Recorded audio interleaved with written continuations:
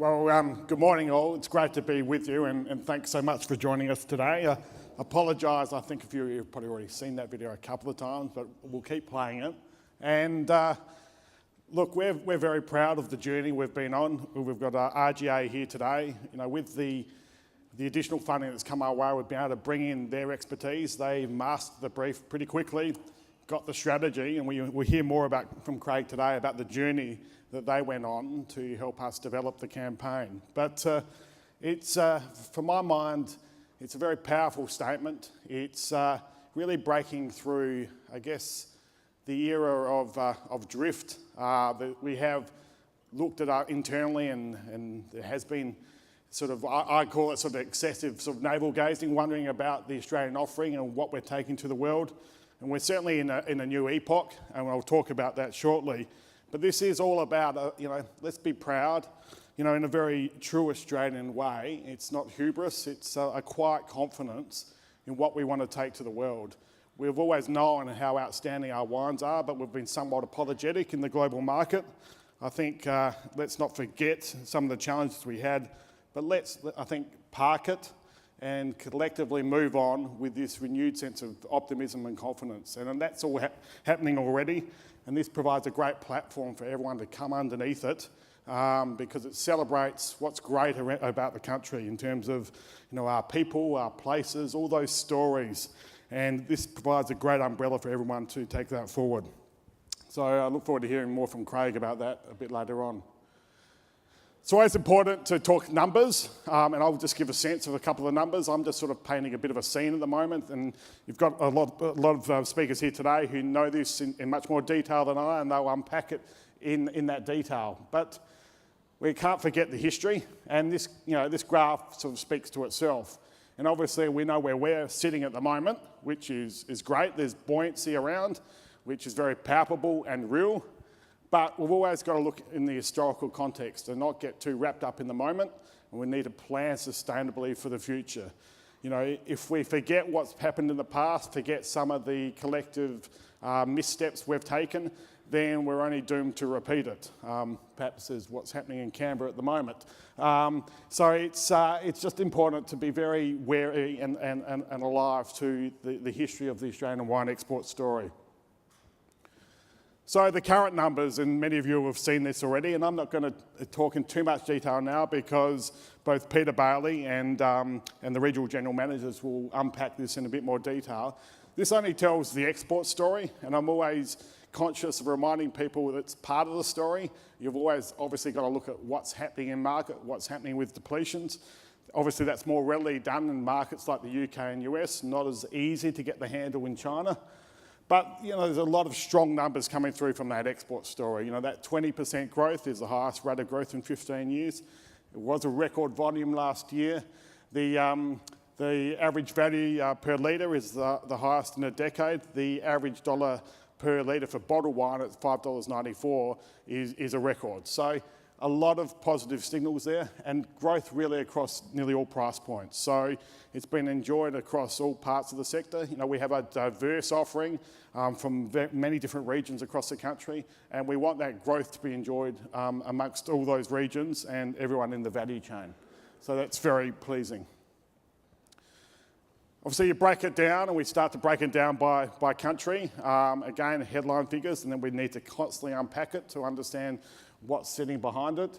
But the clear standout, as we all know, is that China growth story. You only reflect on a bit over a decade or so ago, the value was $25 million. So that is really an extraordinary story that's happening there. But it's not the only story. There's a host of other markets that remain critical to the Australian wine story and its future success. Clearly, the UK is still number one by volume, a really important destination for many producers. And Laura will explain that in more detail as to what's happening in her market and the opportunities ahead. I'll touch on the US as well. Aaron obviously will talk in more detail about what's happening there. The US shipment numbers are down, but there's a positive story coming through in some of the depletions. I'm not going to overstate it, but there is a bedrock there which we can build upon.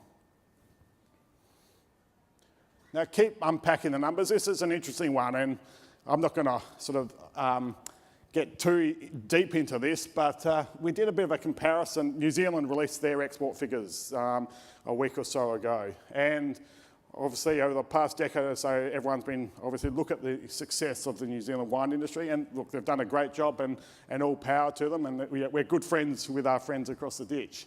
But I've done this analysis and asked Peter to sort of unpack the Australian export numbers versus the New Zealand export numbers. And so what we've done here is the three lines for Australia is unpackaged, which is essentially bulk, obviously. Then Australia, which is the southeastern Australian appellation, or no label claim, which is packaged in bottle format, and Australia, sort of other package, which in a way, I guess you'd say is sort of all the sort of cool climate or temperate region wine generally. And then compare that with New Zealand, which is more simply sort of packaged and unpackaged. And it's interesting, obviously the ones that are highlighted there, in like for like, we're exporting the same amount by value, $1.2 billion. In terms of volume, it's slightly less for us. So overall, our dollar per litre is $9.78 versus the Kiwis at $7.81. And obviously, we've had very strong growth over the past 12 months at those higher price points. So it's just an interesting one. We're not in the business of comparing us directly with the Kiwis. They're a very different model and obviously very highly reliant on a single variety to which they export. But it is, as we look across comparisons, it's just interesting to look at those numbers to see what they have to say. Just turning now to the US, and I think this is a very powerful slide. I was in the US in April with one of our board directors, David Deary. We were there meeting with, and Aaron Ridgway joined us as well. We met with about 8 key distributors, some key retailers, went to beautiful Bentonville, northwest Arkansas, and met with Walmart, and we're threatening to Aaron, he's going to relocate him there. Met with Kroger in Cincinnati as well. And it was really with a hypothesis around what we thought the market opportunity is for Australian wine there. Our analysis indicates that we think they'll need an extra sort of 27 to 30 million cases of premium wine, $10 and above, which is the growth sector in the US. And where are they going to get that wine from? There's constraints in other producing countries. We think we're very well placed across the varietals we produce and those premium price points to supply that need. It's all well and good. That's a hypothetical. How do we translate that into action? We talked about this, and this brings into stark relief in terms of that decline over the last decade or so. We've held our own generally at those commercial price points, but obviously there's been over $350 million drop in premium value into the US market. So we have been there before. I think there is an opportunity to get back there, maybe not immediately back to those levels. That might be a stretch, but we can get back there. We need to do so in a sustainable fashion. And it's really part of our forward agenda, and it'll be touched on during the course of the day. There's a heavy China focus today. But when we looked at where we wanted to spend the additional money with the Export and Regional Wine Support Package, when we talked to industry, everyone was very clear around continuing to fuel the opportunity that is China, but really drive the US as a key growth opportunity, whilst continuing to support UK and Europe, and we've been able to divert additional levy funds into supporting that market. So turning to a few things out of the last 12 months, the package was all around sort of 2 key goals: continue to drive wine tourism and drive exports. Now we're principally in the business of the wine exports push. We're not tourism experts at all.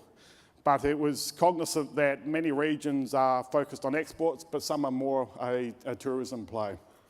So on the tourism component, we invested with Tourism Australia. Obviously, they're the national experts in terms of driving the Australian tourism message.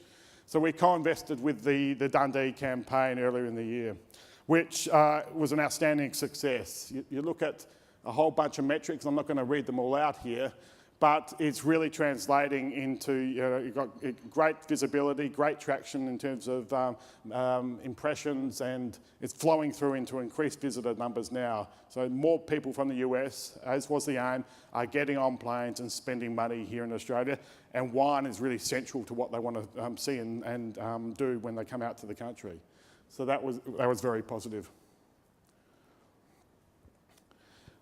one of the key challenges us as an organisation, once we receive the funding, is to think bigger, bolder and better. You know, we've been on a rapid journey, a rapid escalation. You work within sort of finite budgets, you become very good at working within that. And the challenge is to, okay, let's look, you know, raise our eyes and really think bigger and better and bolder in what we want to do.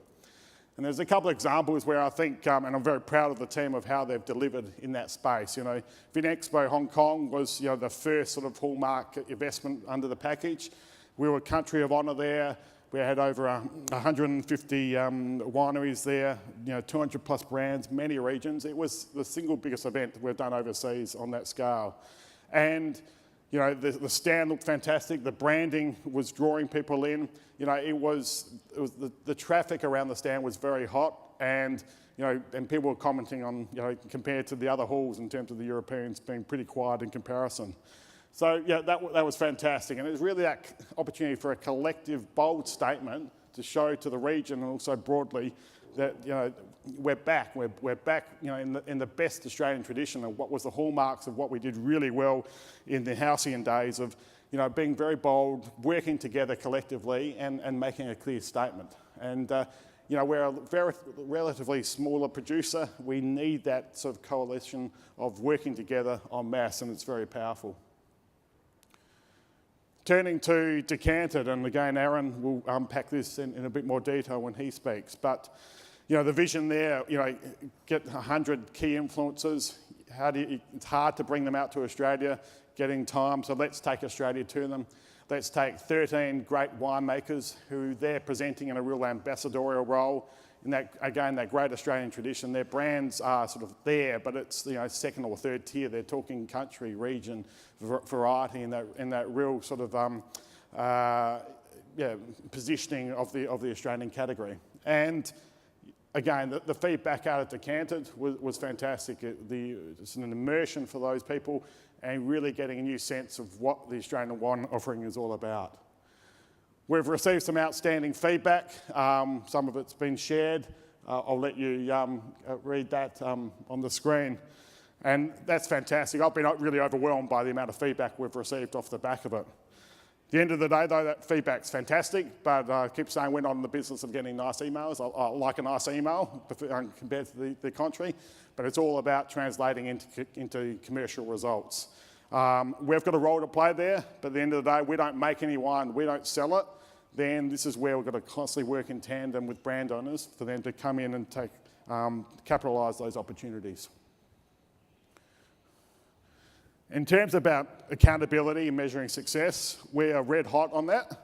You know, we don't report a P&L. We try and spend the money we get each year. We spend it wisely, obviously, but it's not trying to generate a profit result for Wine Australia each year. We've got a whole host of other metrics. It's a complex web of metrics, but these are some that sit in the package. Now, obviously, we've really grabbed a few of those metrics pretty quickly because of the nature of where we are at the cycle. So I'm not single-handedly going to claim that we've done all of that off our own bat, although I would like to. So we might have to readjust some of those metrics potentially down the track. But it does show that we're all pushing in the right direction. But I guess more fundamentally for me, and you know, really one of the key metrics that I stand by is your feedback. You know, you are. You know, at the end of the day, we're taking your money, we're taking your levy money, you don't have a choice in that. So I am critically focused on your feedback. Are we delivering for your needs? You are our customers, you're paying for this service. So that's the mantra internally within the team. We're constantly looking at feedback, are we responding to it?